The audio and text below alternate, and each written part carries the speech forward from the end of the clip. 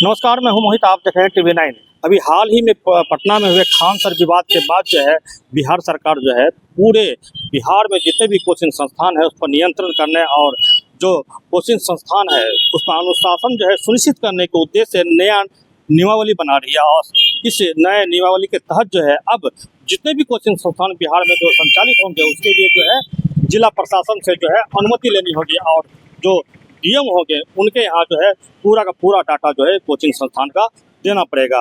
और इस नियमावली के तहत जितने भी कोचिंग संस्थान है उस संस्थानों पे जो है एक टीम जाकर जो है जांच करेगी और देखेगी कि वहाँ पर जो है बच्चे किस तरह पढ़ रहे हैं, क्या वहाँ पर पार्किंग की व्यवस्था है, क्या फायर ब्रिगेड का एनओसी लिया गया है, पेयजल की व्यवस्था है या शौचालय की व्यवस्था वहाँ पर है या नहीं है। इन सारे जो जितने भी उपकरण हैं और जितने भी जो सुविधाजनक जो चीज़ है उनको देखने के बाद जो है जिला प्रशासन ये सुनिश्चित करेगा कि इस कोचिंग संस्थान को हम चलाने के लिए अनुमति दे या ना दे।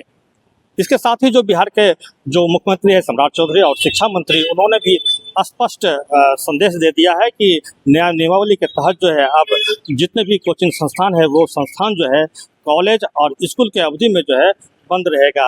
ये इसलिए किया जा रहा है क्योंकि जो बिहार की जो शैक्षणिक व्यवस्था है जो स्कूल कॉलेज में जो चल रहा है उसको जो है सुदृढ़ करना है। इसका उद्देश्य जो है छात्रों की जो दैनिक जो उपस्थिति होती है उस उपस्थिति को जो है सुनिश्चित करना है और साथ ही जो कोचिंग संस्थान है उस पर किस तरह नियंत्रण किया जाए ये नियंत्रण करने का जो है ये नियमावली जो है अब तैयार की जा रही है।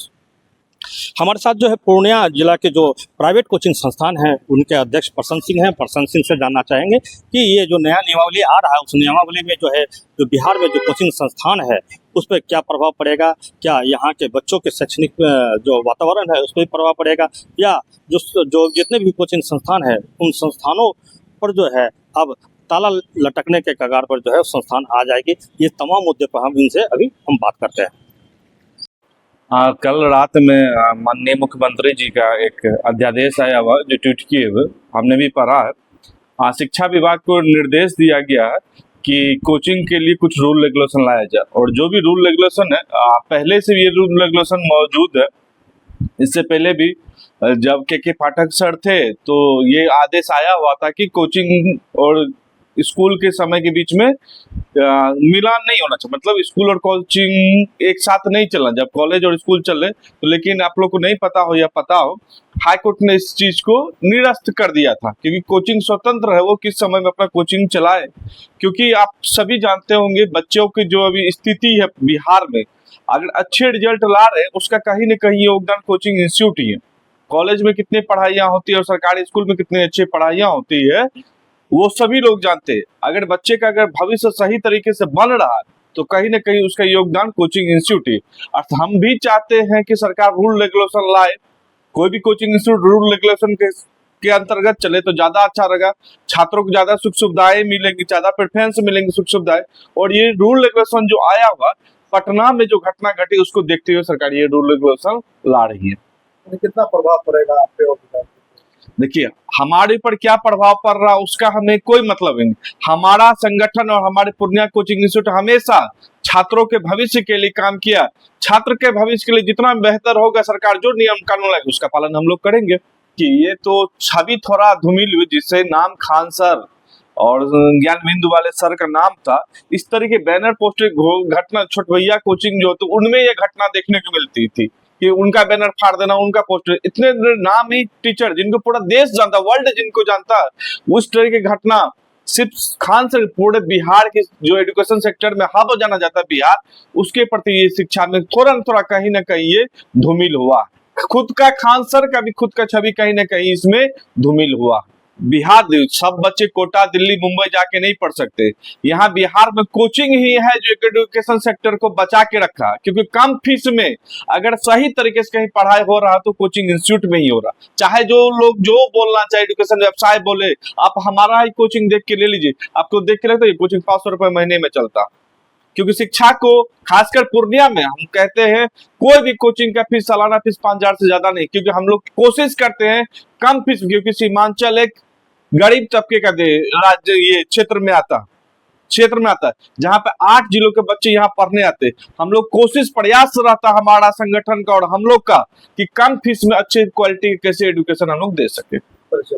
मेरा नाम प्रसन्न सिंह हुआ, अध्यक्ष जिला पूर्णिया प्राइवेट शिक्षक संघ। बिहार सरकार जो कोचिंग सेंटरों पर जो है नया नियमावली जो तैयार कर रही है, उससे जो कोचिंग संस्थान पे है उस पर क्या प्रभाव पड़ेगा? क्योंकि यहाँ पर आगे संस्कृत नाम से जो है कोचिंग संस्थान चल रहे हैं, वहाँ पे कई छात्र जो है दरोगा, अभी जो पीछे पुस्तक बैठे हैं दरोगा में है, टीचर में है, वो निकले हैं। हमारे साथ एक सर हैं जो कि यहाँ पढ़ाते हैं। तो बताइए कि ये जो नियमावली जो तैयार हुई इससे क्या फर्क पड़ेगा?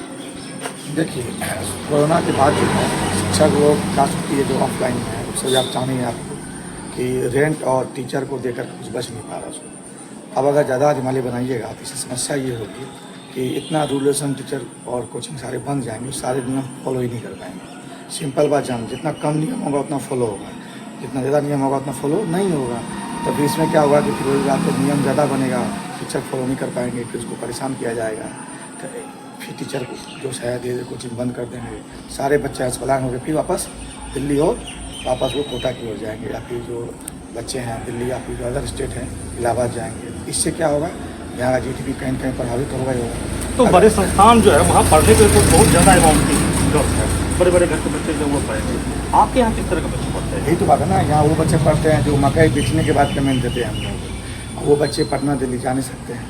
पटना आप चलिए छोड़िए, बिहार में है, दिल्ली या फिर अदर स्टेट जो जा नहीं सकते हैं। यहाँ मकई कटने के बाद उसका जो पैसा आता है उसके हम लोग को देते हैं, हम लोग रुपये लेकर उसका एडमिशन लेते हैं। तो बच्चे वहाँ जा नहीं पाएंगे। तो जो बच्चे गरीब बच्चे हैं, जो किसान परिवार से जुड़े हुए बच्चे हैं, कहीं ना कहीं पढ़ाई से वंचित होंगे और वो आगे वो नहीं बढ़ पाएंगे, बाधाएँ होने फिर पक्का आएगी। बिहार भी तो कोचिंग का बहुत बड़ा एक हब है, क्या लगता है ये कोचिंग संस्थान कम है बिहार में, उसको खत्म करने की तैयारी कर? ये क्या कोई नियम बताते हैं? अभी बोला गया कि ये नियमावली आ रही है, तो हम लोग 3-4 टीचर 5 टीचर गए थे नगर निगम। तो अब क्या होता है कि अब नगर निगम में जाए बनाने के लिए या फिर DO ऑफिस बनाने जाए तो पता ही नहीं है कहाँ नियम बनेगा। जब तक सरकार स्पष्ट नहीं करेगा नगर निगम वाले क्या करेंगे बताइए। अब नगर निगम जाते हैं तो वो बेचारे कंफ्यूज है कहाँ से बनेगा, वो बोलते DO ऑफिस है, DO ऑफिस बोलते नगर निगम बनेगा, क्योंकि उनको भी तो कुछ सही ढंग से बताया नहीं गया है।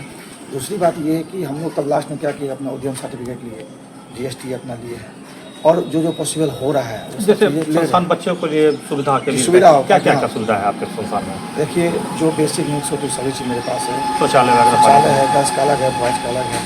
इसके बाद आपको जो सीढ़ी होता है उसके लिए तो क्लासरूम मतलब जो सीढ़ियाँ हैं तो उससे आने का अलग, जाने का अलग है। जो सुविधाएँ होती है पानी का शुद्ध वो पूरा कर रहा है, वो सारा चीज़ पूरा कर रहे हैं। तो जो नियमावली होता है उसका होना चाहिए, लेकिन इतना टफ ना हो कि कोई शिक्षक पूरा ही ना कर पाए। सरकार से हम निवेदन करेंगे जल्दी नियमावली ला के दे हम लोगों को, ताकि हम लोग उसको क्या करें सही ढंग से पूरा करके अपना निश्चित कोचिंग चलाएं। लेकिन नियमावली इतना ज़्यादा जटिल ना हो कि हम लोग पूरा करने में असमर्थ हैं। परिचय बना। मेरा नाम राहुल झा हुआ, आर्थिक परिषद के डायरेक्टर। राजनीतिक और शैक्षिक हलकों में जो इस नियम के बाद जो है कोचिंग उद्योग में जो है बड़ा बदलाव माना जा रहा है, और नई नियमावली के बाद जो है बिहार के हजारों कोचिंग सेंटर पर जो है इसका प्रभाव पड़ेगा।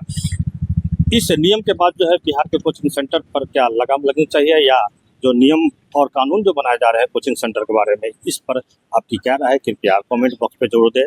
TV9 के लिए पूर्णिया से मोहित पंडित।